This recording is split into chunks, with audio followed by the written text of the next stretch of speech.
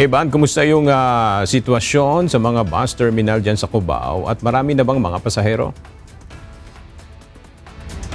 Magandang tanghali sa iyo, Aga. Kung makikita mo sa aking likuran, kakaunti pa itong mga pasahero na nandito. Pero paisa-isa o panakanaka na ang pagdating ng mga biyahero. Ayon sa mga nakausap natin mga dispatcher, inaasahan na bukas hanggang sa susunod na araw talaga darating yung mga bulto ng mga biyahero.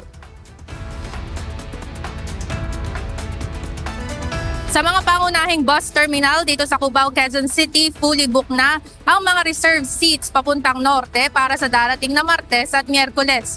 Kabilang dito ang mga biyahe papuntang Tugigaraw, Madela, Santiago, Cabanatuan, Talugtog, Baguio at Baler. Ayon sa mga nakausap nating dispatcher, inaasahang bukas, April 15, dadagsa ang mga uuwi ng probinsya mula hapon hanggang gabi.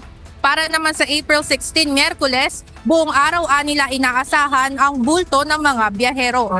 Habang para naman doon sa mga habol ng uwi sa probinsya sa April 17, ay umaga hanggang tanghaling biyahe ang inaasahang marami ang tao. Ang isang bus terminal dito sa Cubao noong nakaraang April 7 pa fully booked ang mga bus papuntang Nueva Ecija at Pangasinan. Tiniyak naman ng pamunuan ng mga ito na kahit fully booked na ay mayroon pa rin namang pagkakataon na may bakanting maupuan ang mga chance passenger. May ilang biyahe din kasi na hindi tumatanggap ng reservation at first come first serve ang basihan.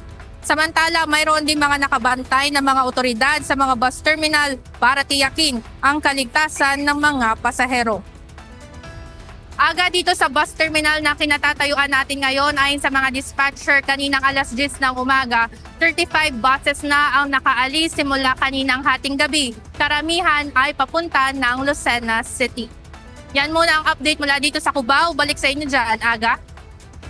Ivan, bukod doon sa nabanggit mo na mga otoridad na nangangalaga doon sa security ng mga pasahero, meron ka rin bang napansin dyan na medical team para umattend doon sa mga nangangailangan ng tulong, lalo na doon sa maaring mahilo doon sa mga pasahero natin dyan, Ivan?